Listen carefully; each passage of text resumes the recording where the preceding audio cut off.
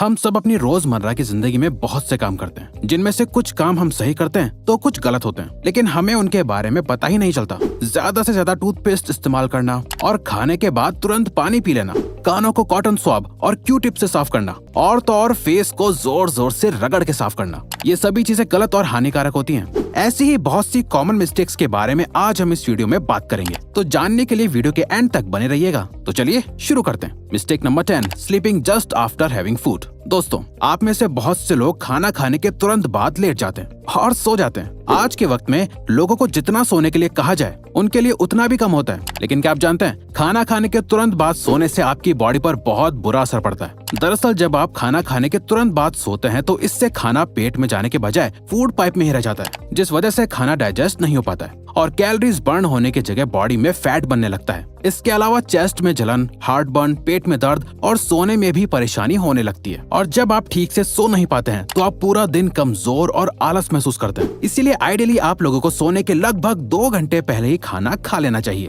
और तो और खाना खाने के बाद आपको थोड़ा घूम भी लेना चाहिए, जिससे खाना जल्दी डाइजेस्ट हो पाए। Mistake number 9, sharing makeup brushes and razors. Sharing is caring वाला कोट तो आप लोगों ने बहुत बार सुना होगा, लेकिन हर चीज को शेयर करना आपके लिए बहुत नुकसानदायक साबित हो सकता है। जैसे लोग अक्सर एक दूसरे के मेकअप इस्तेमाल कर लेते हैं, लेकिन क्या आप जानते हैं ऐसा करने से आपको अलग अलग इन्फेक्शंस हो सकते हैं। असल में दोस्तों, हमने आपको पहले भी एक वीडियो में बताया था कि फेस और आईलैशेस पर पैरासाइट्स होते हैं, और जब आप एक दूसरे का मेकअप इस्तेमाल करते हैं तो ये पैरासाइट्स आपकी आंखों और फेस के अंदर जाकर इन्फेक्शन कर सकते हैं, जिससे आपको बहुत सी सीरियस प्रॉब्लम्स हो सकती हैं।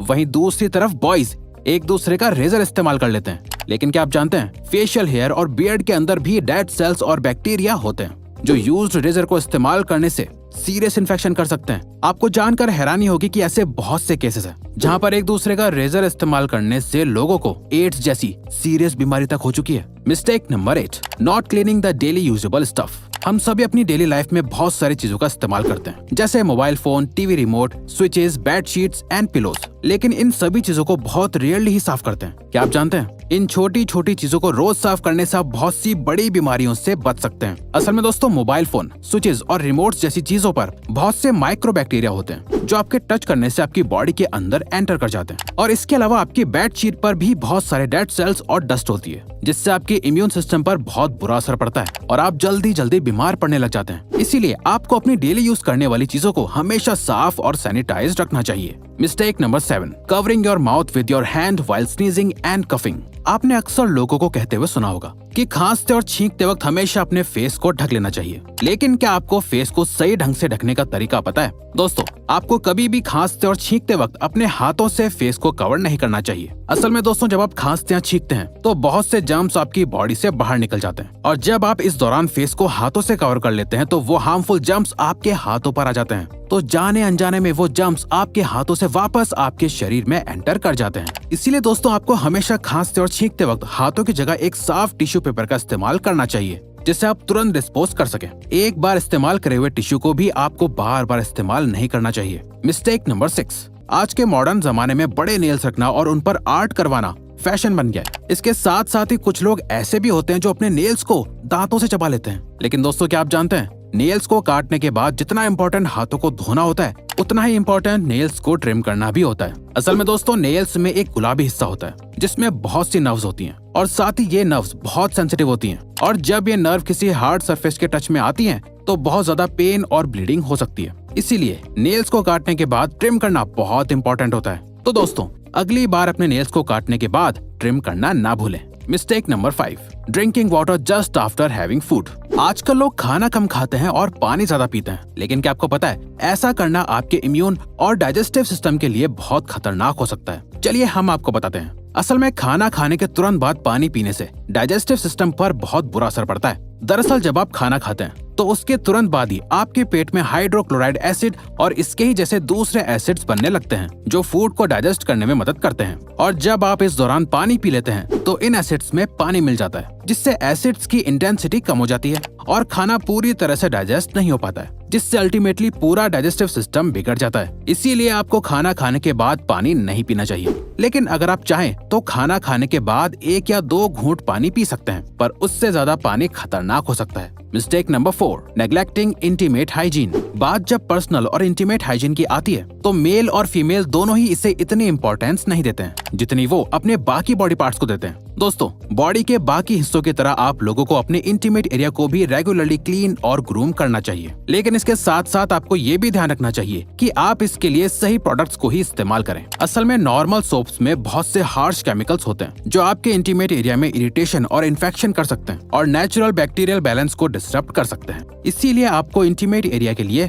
स्पेशली मेड प्रोडक्ट इस्तेमाल करना चाहिए और किसी भी तरह की इंटीमेट प्रॉब्लम को नेग्लेक्ट नहीं करना चाहिए। आपकी इंटीमेट हेल्थ आपकी अल्टीमेट हेल्थ के लिए कॉम्प्लीमेंट्री होती है। Mistake number 3, taking excess toothpaste on toothbrush. हम सभी को लगता है कि जितना ज्यादा टूथपेस्ट लेंगे दांत उतने ही ज्यादा साफ होंगे, लेकिन ये बिल्कुल भी सही नहीं है, बल्कि इससे तो आपको बहुत नुकसान हो सकता है। असल में दोस्तों, टूथपेस्ट को बनाने के लिए सोडियम क्लोराइड और प्रोपिलीन ग्लाइकोल जैसे केमिकल्स का इस्तेमाल किया जाता है। ये वही केमिकल्स हैं जिनकी वजह से टूथपेस्ट में झाग बनते हैं। लेकिन क्या आपको पता है, सोडियम क्लोराइड का इस्तेमाल चूहे मारने की दवाई में भी किया जाता है। जी हाँ, ये बिल्कुल सच है। अब आप खुद ही सोच सकते हैं कि ज्यादा पेस्ट लेने से आपके दांतों पर कितना बुरा असर पड़ता है। ज्यादा पेस्ट लेने से दांत साफ होने के बजाय कमजोर होते हैं और मसूड़े भी कमजोर पड़ते हैं। इसीलिए आपको हमेशा पी साइज यानी मटर के दाने के बराबर ही पेस्ट इस्तेमाल करना चाहिए। इसके अलावा आपको दिन में 2 बार ब्रश करना चाहिए, एक बार सुबह और एक बार रात को खाना खाने के बाद, ताकि आपके मुंह की सफाई पूरी तरह से मेंटेन रहे।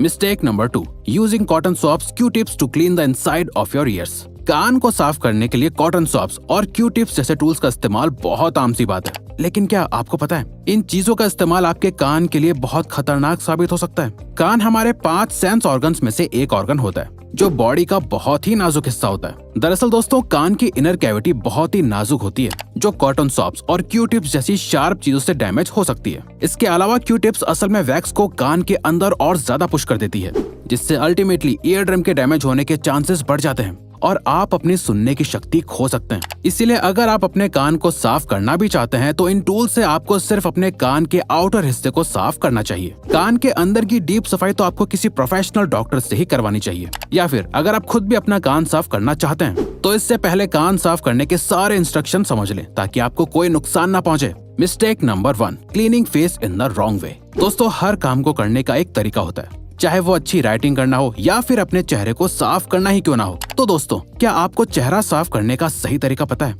चलिए हम आपको बताते हैं। आपको कभी भी अपने फेस को जोर से रगड़कर साफ नहीं करना चाहिए। फेस की स्किन बॉडी की स्किन से ज्यादा सेंसिटिव और पतली होती है, और जब आप इस सेंसिटिव स्किन को रगड़ते हैं तो इससे स्किन के फटने और सेल्स के मरने के चांसेस बढ़ जाते हैं, जिसका रिजल्ट डल और रफ स्किन होती है। इसीलिए आपको हमेशा अपनी स्किन को सही से डैब डैब करके साफ करना चाहिए। ऐसे करने से स्किन पर रैशेज नहीं होते हैं और ना ही रिंकल्स पड़ते हैं। दोस्तों, इन छोटी छोटी चीजों को ध्यान में रखकर आप भी अपने फेस को बेहतर बना सकते हैं। आई होप आपको वीडियो अच्छी और यूजफुल लगी होगी। तो दोस्तों, अब अगर आपको ये वीडियो अच्छी लगी और आप आगे भी ऐसी ही अमेजिंग वीडियोस देखना चाहते हैं तो प्लीज हमारे चैनल को सब्सक्राइब करके ऑल नोटिफिकेशन बेल को ऑन कर दो, ताकि हमारी फ्यूचर वीडियोस का नोटिफिकेशन सबसे पहले आपके पास आए। So till then, keep learning, keep growing.